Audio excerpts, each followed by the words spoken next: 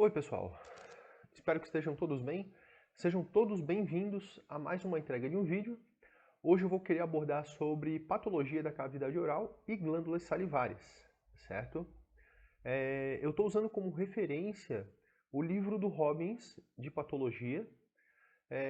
Confesso que estudar patologia não é algo fácil, às vezes é muita decoreba, só que nessa entrega eu vou tentar seguir uma sequência como é colocada no livro e vou tentar usar uma didática para fazer uma conexão entre esses assuntos, para ficar mais fácil esse entendimento, tá?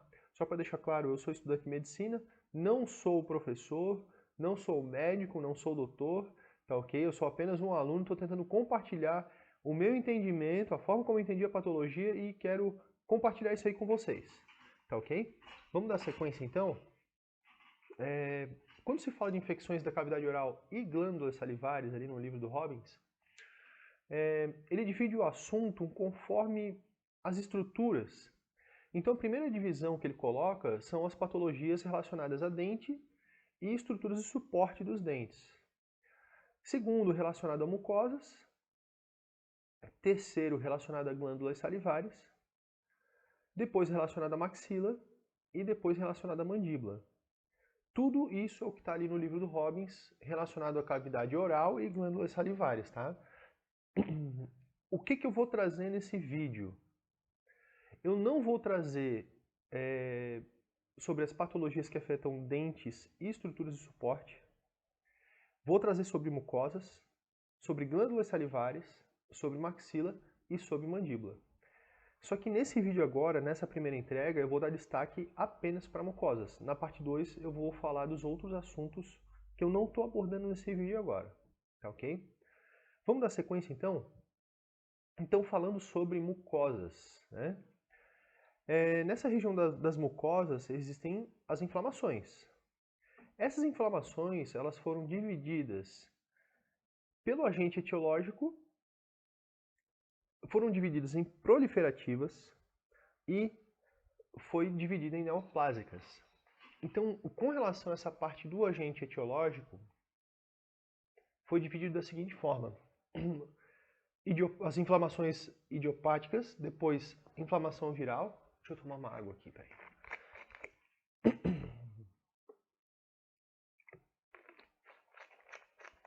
Quando o agente etiológico é um vírus, quando é um fungo e outros, né? Nesse idiopático, tem-se destaque muito grande as úlceras aftosas. O agente etiológico viral tem um destaque bem grande para a herpes simples. Para o agente fúngico tem um destaque bem grande para a candidíase. E nos outros está englobando as bacterianas, tá? E o destaque para as bacterianas é a sífilis e a tuberculose. Certo? Então, nas proliferativas a gente vai falar sobre fibroma. Nas proliferativas também a leucoplasia e a eritroplasia. E na neoplásica a gente vai falar do carcinoma de células escamosas. Então esse aqui é o mapa mental de toda a sequência do vídeo que eu vou fazer agora. Vamos começar então, eu vou abordar cada um desses assuntos aqui, ó. Certo? Depois eu volto aqui nesse mapa mental para verificar o que já foi falado e o que não foi falado ainda. Então, sobre as úlceras aftosas, né? A gente já sabe que ele tem um agente etiológico que é idiopático. A gente não sabe quem que causa isso. Só que um pouquinho de epidemiologia. Ele afeta até 40% da população e ele é mais comum até os 20 anos de idade. Isso aqui todo mundo já teve algum dia, úlcera aftosa. Ela tem uma característica de ser extremamente dolorosa e ela acontece com uma certa recorrência. Mas claro que essa recorrência vai estar envolvida também um pouco com o hábito de vida da pessoa, né? Dependendo do que a pessoa faz, ela pode ter uma taxa de incidência um pouco maior, uma recorrência um pouco maior. Então, aqui segue uma foto dessa úlcera aftosa. Aqui ela até que está pequenininha, mas tenho certeza que quem está vendo o vídeo já teve maior, né? Ainda mais quem usa aparelho ortodôntico. Com relação à etiologia, como tinha falado antes, né? Que ela pode ser idiopática e ela também pode estar relacionada com doença celíaca e também com doença inflamatória intestinal. Aí fala, pô, mas como é que tu fala que é idiopática e agora tu coloca o agente etiológico? Gente, tá no Robbins. Tá no Robbins, tá?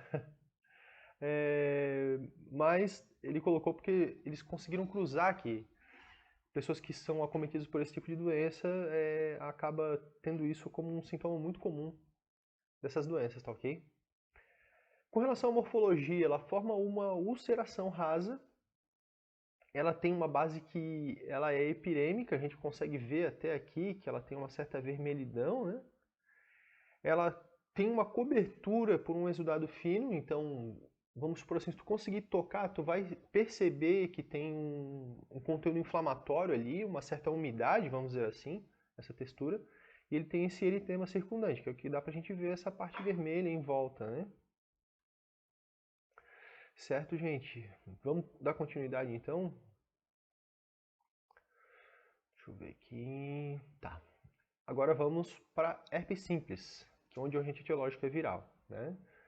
Então, um pouquinho de epidemiologia, ele é uma infecção. Na infecção primária, que é quando ela acontece pela primeira vez, ela é muito comum dos 2 aos 4 anos ser assintomática, tá? Só que nesses casos aqui, de 10 a 20% desses casos, eles têm um surgimento abrupto com aquela formação de vesículas e úlceras por toda a cavidade bucal. É um caso que, vou dizer assim, ele é muito mais feio. Geralmente ele é sintomático, mas em alguns casos pode acontecer esse acometimento de quase toda a cavidade bucal, tá? Então, com relação à característica, no herpes simples, ele pode deixar o vírus latente nos gânglios nervosos, que vai estar associado com o local da inoculação primária. Ou seja, se o vírus entrar em contato primeiro pela boca, vamos dizer assim, ele vai tentar pegar o ramo nervoso dessa região e ele vai deixar vai se replicar esse vírus e ele vai deixar uma quantidade de vírus latente lá no gânglio. Então é muito comum quando há a ocorrência do acometimento nessa região aqui, na região oral, alguns vírus ficarem acumulados de forma latente lá no gânglio do nervo trigêmeo, certo? Então eles ficam lá de forma latente e essa foto que está aí é a foto que é bem característica do herpes simples, certo? Eu falei no slide anterior sobre ulceração e não falei do conceito. Eu acho que é bom sempre destacar conceitos dessas características. Então, uma úlcera, ele é um defeito que ele é local, tá? Com relação à morfologia, ele tem uma certa escavação da superfície, que pode ser a escavação da superfície do tecido, como está na foto, ou pode ser a escavação de algum órgão, tá? E ele apresenta uma característica de ter uma certa escamação também, tá? Uma característica que é necrótica, que acaba falando. Tá bom?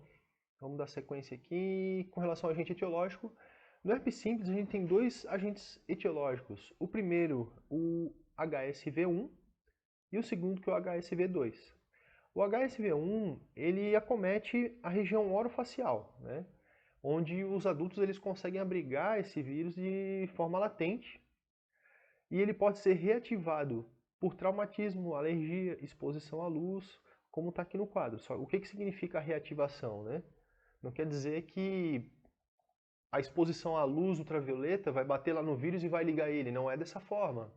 Tem que existir um equilíbrio entre a quantidade de vírus latente e a quantidade de células do sistema imune para ter esse balanço. A hora que esse balanço pende mais para a questão dos vírus, que diminui a imunidade, é a hora onde ele se reestabelece, onde tem a reincidência. Então não quer dizer que a pessoa está grávida vai ter herpes. Não. A pessoa que está, a mulher que está no seu ciclo menstrual, por exemplo, está naquela semana dela, ela vai estar menstruada e vai ter herpes. Não, não é dessa forma. Tudo depende de um balanço entre sistema imune e a quantidade viral, essa carga viral que tem, certo? O herpes simples vírus 2, que é esse segundo etiológico, ele é o herpes genital, onde acomete a região genital. Só que ele pode acometer a região orofacial pela prática de sexo oral. Por isso que é importante usar a proteção nessa hora do sexo oral para evitar o acometimento pelo herpes simples vírus 2. Fechou, pessoal? Com relação à morfologia, ele tem uma infecção que é autolimitada, ela tem essa limitação aqui, certo? Ele tem a presença de vesículas que elas se rompem e curam sem formação de cicatriz. Aquela vesícula que tem aquela aguinha dentro, quem já teve herpes sabe que às vezes quando rompe, sai aquela aguinha e tal, ele tem bem essa característica, certo?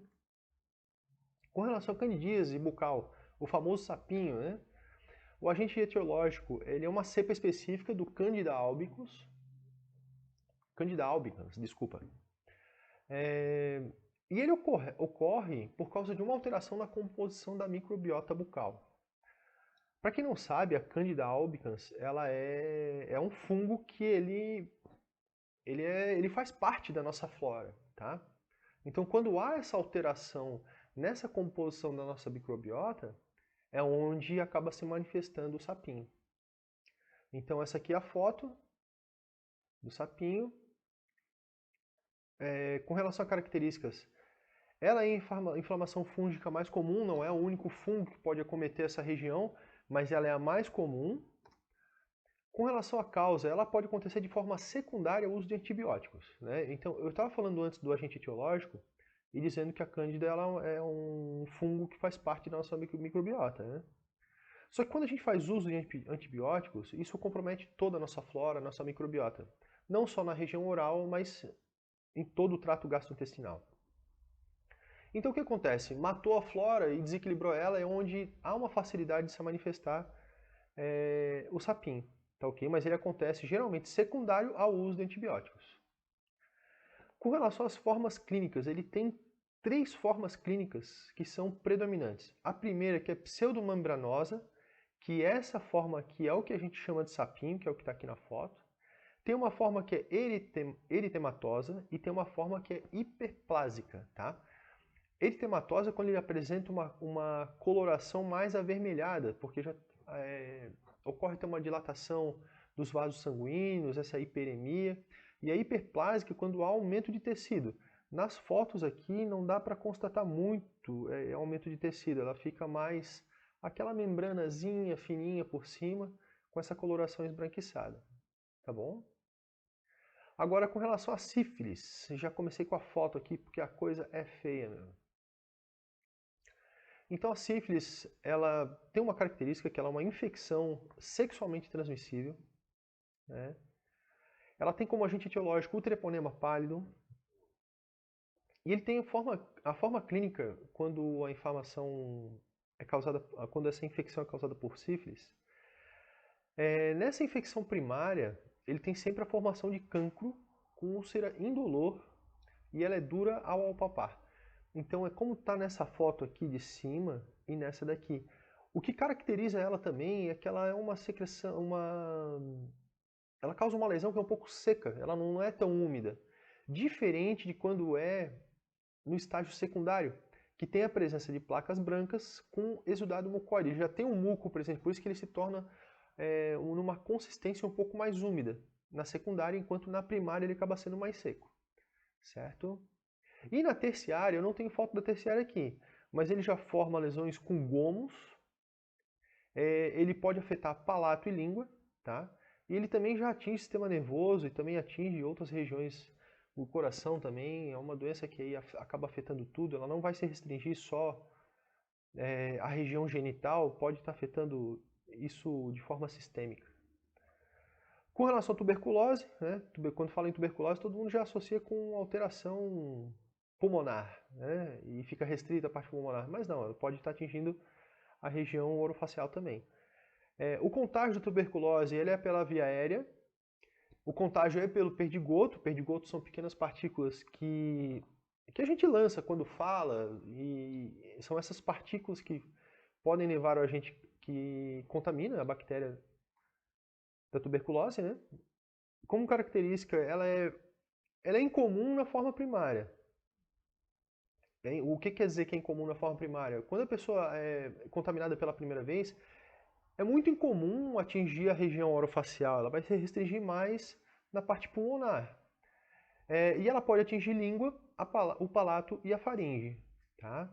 Como o agente etiológico, ela tem o Mycobacterium tuberculosas. E na forma clínica, quando ele é secundário, Lembra que ali em cima eu falei da forma primária, né, que ela é incomum na forma primária. Mas na forma secundária,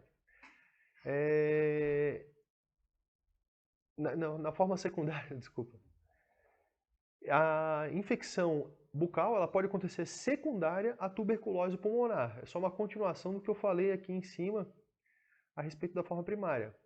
Ela tem a consistência de ser granulomatosa, né? Quando se fala de granulomatosa, é importante a gente associar isso como algo que é crônico, uma infecção, uma inflamação que acaba sendo crônica. E ele também se apresenta como forma de úlcera. A úlcera, como eu tinha falado antes, é da morfologia da úlcera, como que ela surge, né? Com relação a essa parte granulomatosa, o conceito dela, ela,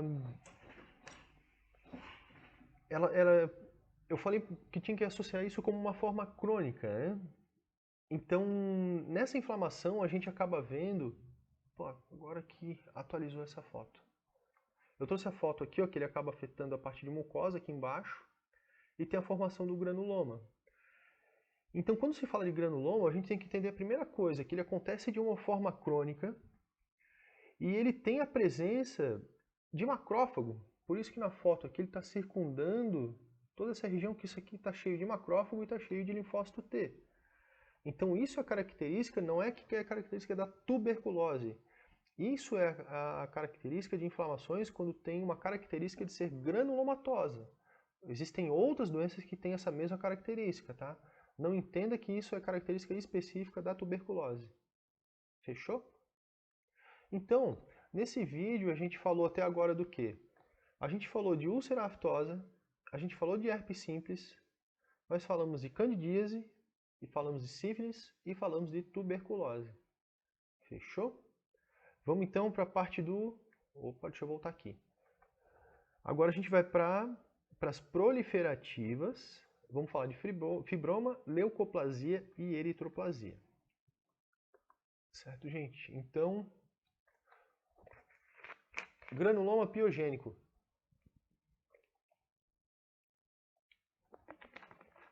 A garganta fica seca. Características, né?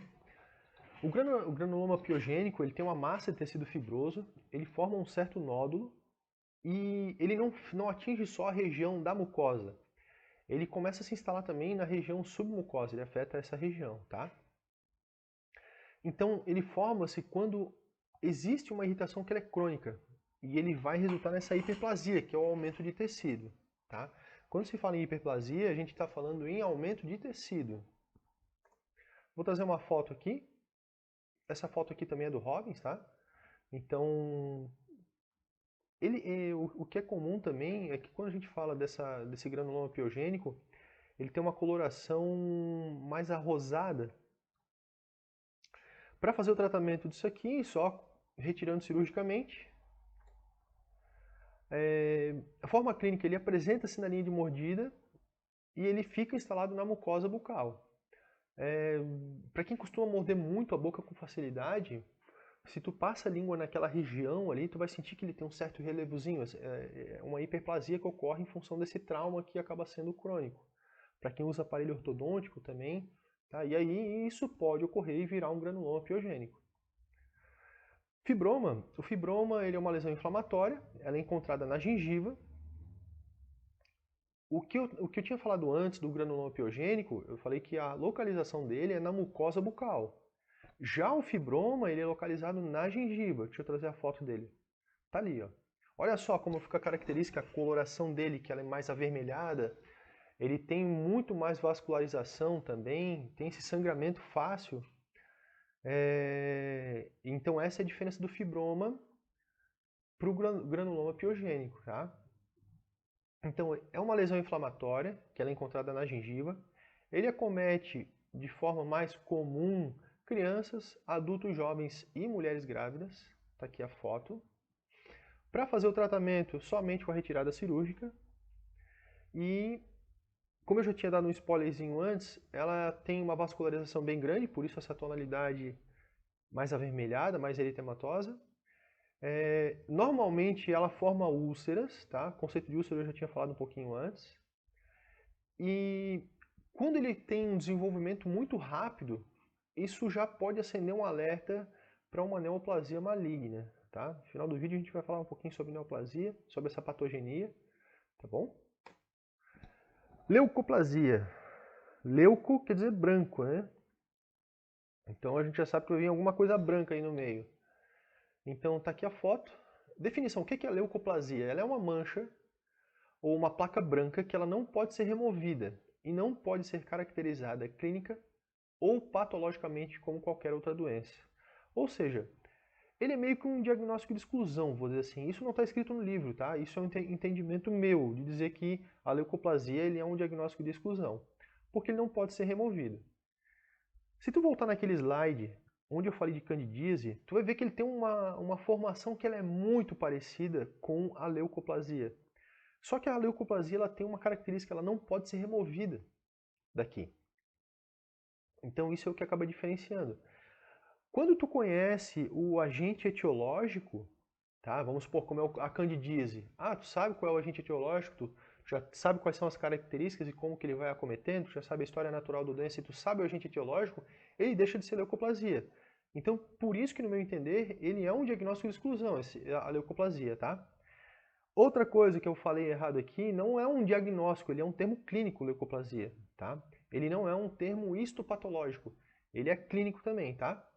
Então, com relação à conduta, toda leucoplasia deve ser considerada pré-cancerosa, a não ser que se prove o contrário, de que tu pegue uma amostra, faça análise histopatológica e veja, realmente, não é câncer, tá? Mas se tu tá de encontro com o paciente, ele tem essa manifestação, tu já tem que ter essa conduta de entender que isso é algo pré-canceroso. Com relação às formas clínicas, ela é ricamente vascularizada, isso a gente consegue perceber aqui na foto também, né? Cadê meu mouse? Tá aqui. Ela tem uma vascularização bem grande. Normalmente ela tem essa ulceração, que é essa depressão que forma a topografia, né? E em crescimento rápido também aumenta o temor de neoplasia maligna. Fechou? Então eu coloquei esse símbolozinho de atenção para falar o que eu tinha dito antes, tá? Que é um diagnóstico de exclusão e de que ela deve ser considerada pré-cancerosa, então tem que ter muita atenção com relação à leucoplasia. Eritroplasia. Eritro é vermelho, né? Antes a gente estava falando da leucoplasia, que é branco, agora vamos para o eritro vermelho, eritroplasia, que é vermelho. Com relação à definição, ele constitui uma área vermelha, ela tem uma textura um pouco aveludada, ele pode ter a formação de erosão dessa superfície, ou ele pode ser plana, tá? Ele tem essa ligeira depressão na mucosa dessa região, tá? Então, fica essa mancha avermelhada aqui, né? A gente já consegue ver que essa região aqui ela está sofrendo um processo inflamatório. Qual a importância dela, né? Ela está associada a um risco muito maior de transformação maligna do que a leucoplasia. Então, se nós formos comparar leucoplasia com eritroplasia, a eritroplasia ela merece uma atenção muito mais especial porque o risco de transformação maligna acaba sendo muito maior. Formas clínicas, ela tem essa lesão avermelhada, ele tem um sangramento fácil. Essa camada epitelial ela fica mais fina, por isso que ocorre esse sangramento fácil. Ela tem uma displasia que é acentuada, né? Esse aumento tecidual ele acaba sendo bem mais acentuado. Essa morfologia histopatológica, aqui eu não estou com a morfologia histopatológica, mas o epitélio ele pode variar entre dois extremos, vamos pegar um espectro entre dois extremos. O primeiro, que é uma hiperceratose até uma displasia acentuada. O que significa isso? Olha só a palavra, hiperceratose. Hiper quer dizer que é muito, e ceratose está relacionado com queratina. Então, esse epitélio ele fica com muita queratina, tá? Então, esse é um extremo do espectro, um polo desse espectro. O outro polo é essa displasia acentuada, que é o aumento de tecido muito acentuado. Entender isso na mucosa bucal, para algumas pessoas pode ficar um pouco complicado, mas eu vou dar outro exemplo. Se tu gosta de ir para academia, puxar um ferrinho, né? Então tu vai ver que na tua mão tu começa a formar calo. Essa formação de calo é uma hiperceratose, não quer dizer que é uma doença, né? O teu tecido, como ele está sendo o tempo todo agredido, ele forma esse espessamento na epiderme. E essa eritroplasia, ela geralmente está associada com pessoas que costumam mascar fumo. Mascar fumo para essa rapaziada de hoje, que gosta de fumar pendrive, gosta de fumar aquele vapor, né? Às vezes nunca viu uma pessoa mascar fumo, mas tem gente que bota o fumo na gengiva por dentro e fica mascando aquilo ali. Então esse atrito, ou até a própria substância que é carcinogênica do fumo, ele vai causando uma lesão nessa mucosa. E aí é onde tem o espessamento da pele nessa região. Tudo por causa desse atrito, por causa da substância que é carcinogênica também, né? Então é aí onde ocorre esse espessamento da epiderme. É como se fosse o calo da mão para aquela pessoa que quer puxar ferro na academia. Entendeu? Só que, como é uma região que ela é muito sensível, ele ocorre um afinamento dessa mucosa. E é onde começa a ter esse sangramento fácil. E essa displasia que é acentuada, esse excesso de tecido, ele pode se misturar com carcinoma in situ. Tá? O carcinoma in situ, ele é um termo patológico que ele quer dizer que ocorre uma alteração no volume tecidual, mas ele fica restrito apenas àquela área. Ele não vai atingir o estroma que está adjacente. Então ele fica sempre restrito naquela área. Quando ele começa a atingir outras regiões, aí a coisa complica, certo? Eu já tinha falado antes, então, com relação à etiologia, o tabaco. Só que o tabaco, geralmente, é o tabaco aquele que se masca. Tá ok? Então, com relação à inflamação das mucosas, a gente falou agora das proliferativas, falamos de fibroma, falamos de leucoplasia e falamos de eritroplasia. Vamos para a neoplásica, então? Para a neoplásica, eu quero dar destaque no seguinte: na eritroplasia e a leucoplasia. Tá? Porque esse tipo de alteração da leucoplasia e da eritroplasia, se não forem cuidadas, elas podem evoluir para um quadro neoplásico. E no quadro neoplásico, o carcinoma de células escamosas, ela é a doença mais comum, tá? É o que eu vou mostrar aqui agora. Então, o carcinoma de células escamosas, ele representa 95% dos casos de câncer de cavidade oral. E ela é a sexta neoplasia mais comum no mundo, com sobrevida de 50%. Então, isso aqui ele tem uma alta taxa de mortalidade. A recuperação ela acaba sendo complicada. Por quê? Quando a pessoa é diagnosticada com carcinoma de células escamosas, a doença ela já está muito avançada. Entende? A pessoa sente aquela alteração na boca ali e tal, e vai levando, achando que vai cicatrizar e tal, e vai até uma hora que ela se torna um quadro irreversível, e por isso que ela tem essa fama, e ela está nesse pódio aqui de ser a sexta neoplasia mais comum no mundo, com sobrevida de 50%. Tá? Então aqui está uma foto. Formas clínicas. Ele tem o desenvolvimento de tumores primários, e ele acomete regiões do lábio, língua, assoalho da boca, palato e gengiva. Então não se restringe apenas uma partezinha da boca, certo? Então tem aqui uma observação macroscópica, aqui uma observação histológica, né? Então ele começa a mostrar, na descrição ele fala, né? De numerosos ninhos e ilhas de queratinócitos. Então o que a gente consegue ver?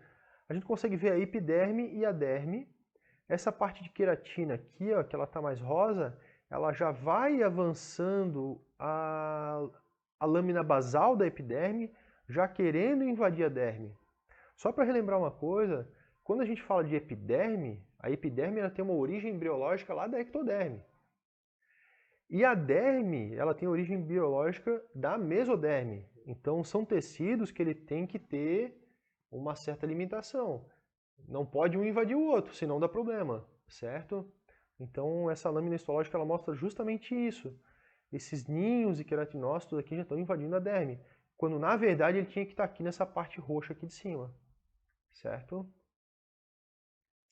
Com relação à etiologia, ele está relacionado com o consumo de tabaco, álcool, só que a incidência das lesões ela também está associada ao HPV. Então existe uma estimativa aí de que nos próximos anos o carcinoma de células escamosas, quando o agente etiológico é o HPV, ele vai estar num índice muito maior do que álcool e tabaco. Com relação à patogenia, Eu vou falar no próximo slide aqui a patogenia de como que ocorre isso aqui, tá?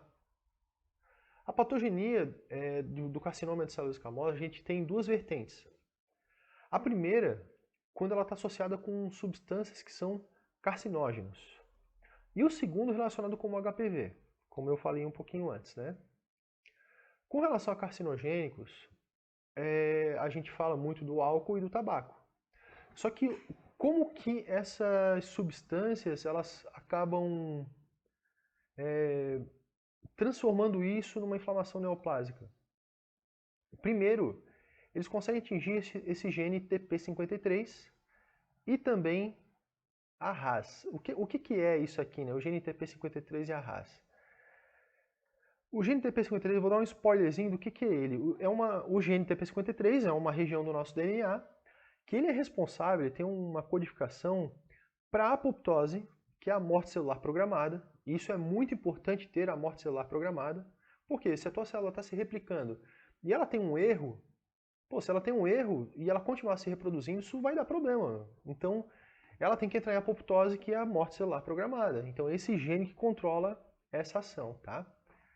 Esse gene também é responsável pelo reparo do DNA. Imagina, uma célula tua, ela vai ser multiplicada e o DNA tem problema e não tem reparo. Isso também vai dar problema, um problema neoplásico. E ele também é responsável pela parada de crescimento da célula. Então, quando a gente pega uma célula tumoral, qual é uma das primeiras características dela? Ela não ter parada de crescimento, ela começa a crescer de uma forma descontrolada. Então, esse gene TP53, ele também é responsável por essa parada de crescimento. Então, olha a importância desse gene. E uma substância carcinogênica, ele atinge direto essa sequência genética do gene TP53. Com relação ao RAS, o RAS ela é uma proteína, tá?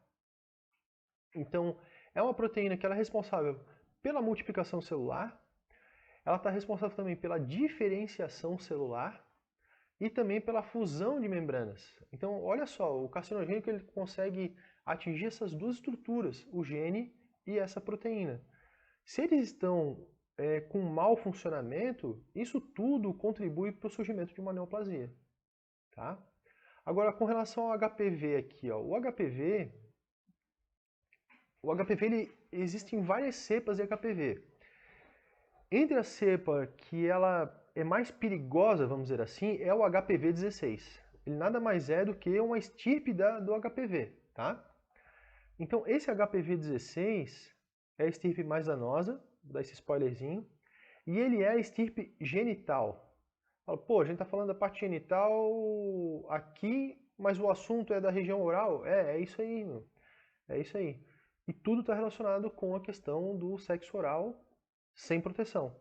Por isso eu destaco a importância de fazer sexo oral com a proteção, tá bom? Então, o que esse HPV-16 faz? Ele coloca o DNA dele lá na camada basal. Tem que lembrar das camadas da epiderme, lá da derme, né? Que existe a camada basal. Então, esse vírus, ele deposita um DNA, ele é um vírus DNA, ele coloca lá o DNA nas células basais, e essas células basais, elas continuam se multiplicando. Pô, só que ela vai multiplicar com o DNA do vírus, meu. Então, vai dar certo isso aí? Não, não vai dar certo, cara. Então, ele começa a ter essa replicação, e aí é onde surge a neoplasia, tá bom? Esse é o mecanismo da patogenia do carcinoma de células escamosas, tá ok? Então, a gente fechou aqui, a gente viu o carcinoma de células escamosas, a gente termina essa parte primeira do vídeo, falando sobre essas patologias da cavidade oral, certo? Então, esse aqui é o livro que eu estou usando como referência. Valeu, gente. Obrigado por ficar até o final aí. Eu agradeço, um abraço a todos e até o próximo vídeo.